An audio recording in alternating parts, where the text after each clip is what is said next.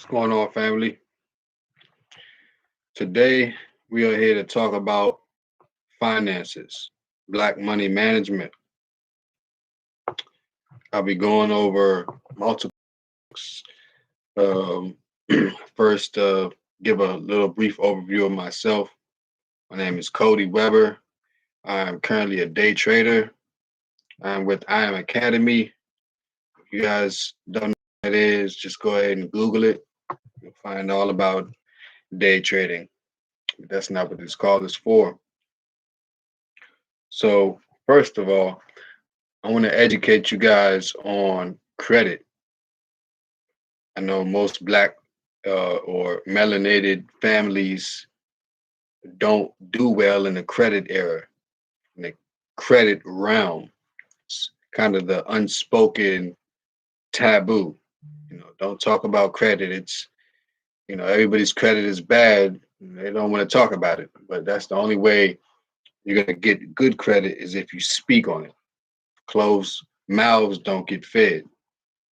So, first thing you need to do to get your credit good is find you a credit repair agency. It does not cost that much. It does not cost that much at all. But I say that the more or less expensive route, if you don't have that option to pay for a credit repair agency, find a friend or family member that has good credit and ask them if they can put you on their credit line as an authorized user. Now, they don't have to give you your own credit card. Tell them you don't want a credit card. So you're not about to be out here spending their money. But what that does is it gives you the credit history of that individual. So, for example, say they had that credit card for 10 years. Now they put you as an authorized user. Now you have 10 years of good credit on your credit report. So now when the credit people pull your credit for that new car loan, they're going to see that you had 10 years of good payment history. So that can easily boost your credit up. That one, the authorized credit user, credit credit repair agencies, these places typically have a 99% rate at getting things disputed off your credit, which will automatically raise your level of credit, your points. So if you could save up some funds and invest in yourself in the long run, you'll be able to purchase things at a greater amount of capital than you would be able to trying to save up to get there to purchase things without the credit. So, number one is finding that friend or family member that has good credit and being put as an authorized user. Two, you could either find a credit repair agency and hire them to dispute letters for you, or three, you could Google it in YouTube University and dispute these on your own. But that might take a while, might take some time and some learning. But if you're just ready to get straight to it and you got the extra cash, by all means, do that.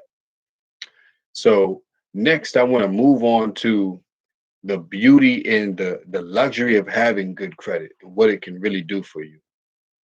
So say you wanted a new vehicle, you want a new car, you have a 750 credit score.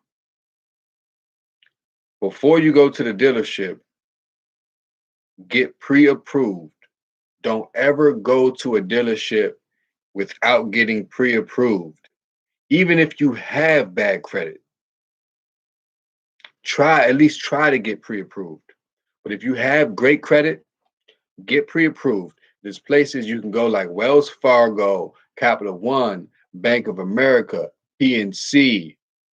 All of these different places would love to give you funding for a vehicle.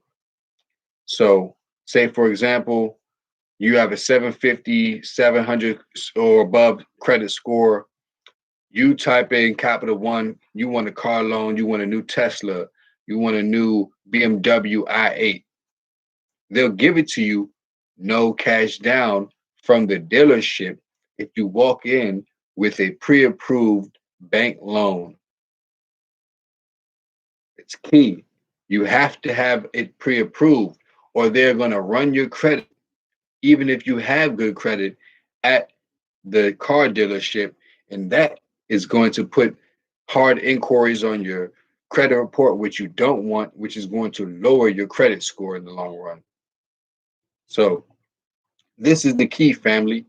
You need to get pre-approved prior so you can walk into the dealership with no cash and leave without putting a dollar down.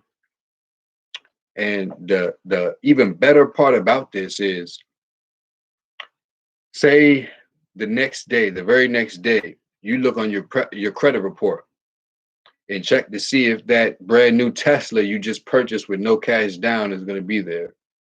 It's not. They don't report for up to 30 days. So if you, in reality, if you wanted to, you can do the same thing the very next day with a different bank. So yesterday you used Bank of America. Today you might use PNC or Wells Fargo. You get pre-approved. They approve you for the loan. You go get a $50,000 Corvette. And the key to this is you put your vehicles, if you have multiple vehicles that you purchase with credit within the same month, put them on a rental car platform. They will pay for your bills and create passive income is the way you gain cash flow without physically having to be there to make it. All of these things, family, are going to put you in a financial position to take control of your life.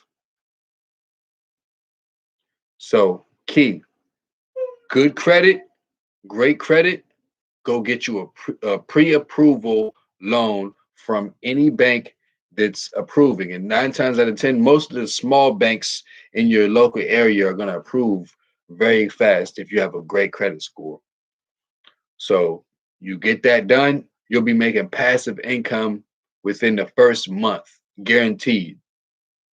Now, be aware you don't want to get too many vehicles in your personal name because that is going to raise the amount of cash flow you're going to have to create every single month, which is, there's nothing wrong with that if you don't see anything wrong with creating more cash flow, creating something outside of the dynamic that you've just created for yourself to bring in more revenue.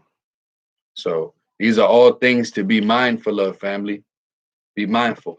And if you get into the Toro game, make sure you plan your exit strategy for the devaluation of the vehicle, because it depreciates as soon as you drive it off the lot, and all the miles that you're going to be putting on it. You need to figure out your exit plan and your exit strategy. Be saving up for that in advance. So these are all things that are going to make you a very, very wealthy individual. So next, I want to get into cryptos. Um, Cryptos is the way of the future. It's the new wave. So the dollar here pretty soon is not going to be worth anything. It's not going to be worth anything in the future. It's going to be like that rare trading card that nobody really gives a shit about, honestly, until somebody just says, hey, I want to buy it, or pay a 1 million Bitcoins for that last dollar on the earth. But other than that, it has no physical value. The dollar used to be held back by the gold standard, but now, since it doesn't match, the dollar is losing its value. So they came up with a new system called cryptocurrency that fluctuates every single day, but in long-term investment gains, you're looking at a bigger return in your money, in your investment, than you would if you were to put it into a bank account. Because last year, I believe Bitcoin was around maybe $30,000.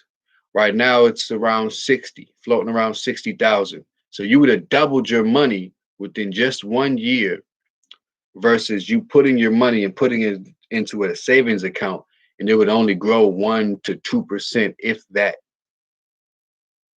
So with these cryptocurrencies, they don't just change in value. You also have this thing called yielding, uh, yield farming, which you could literally mine coins and create passive income for you. Another one is staking. So, say you buy $1,000 worth of Binance coin, or $1,000 worth of Ethereum Classic, and on these exchanges, they have stakes where you could hold your crypto for a certain amount of time, and they pay you an interest on you holding that crypto, pretty much solidifying its value in the market, so it doesn't keep fluctuating up and down, up and down. So you're providing stability within that coin, within that economy structure. Therefore, they're willing to pay you out a dividend monthly, which is called staking. So you can put $1,000 in, and maybe within that month gain about 80 to 70 bucks, just depending on the percentage they're giving you. Some exchanges give you larger percent returns per coin. So on say for Exodus might give you 9% on uh, on Bitcoin, and then you go to Binance.com or Crypto.com, they might only give you 5% interest each month. So it's good to just have multiple exchanges, multiple wallets as well. That way you can reap the benefits from all of them.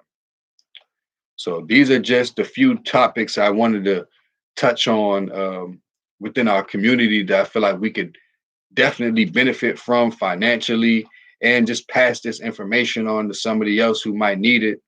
You never know what their financial situation is in, or what they know.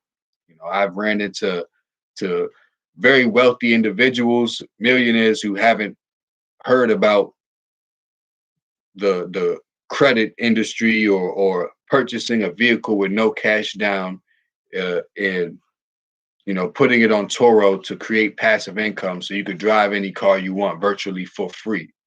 It's crazy. Like, I seen a Uber driver. I was just got picked up by a Lyft driver. Actually, he was driving a brand new Mercedes S-Class, had the light up emblem in the front. He had no idea about Toro. He picked me up around 12 o'clock, 11:30, 12 o'clock. And I asked him if he heard about Toro. I'm like, somebody, you can be renting this vehicle out for $150 to $200 a day, and you could be at home sleep right now with not having to pick me up and Lyft. See, Lyft only works because they're making a small percentage off of every individual in that company. You have the ability to take 100%. Well, I don't want to say 100%, because Toro still asks for a certain percentage of your pay, but it's damn sure a larger percent than you would be getting driving somebody dollars for hours, exchanging your time for money. That's really what I'm trying to instill into the minds of our community, is to understand you don't have to continue to trade your time for money. You could make a decision and allow that decision to forever create you passive income, because your idea, you can't put a price on an idea. That's the reason why they have mechanisms that create passive income based on that one idea, because it's limitless. There's no cap on it. There's literally no cap on it. So, family, if you made it this far, I appreciate you tapping in and listening. Um, just stay tuned for some more information. Thank you. It's been a pleasure.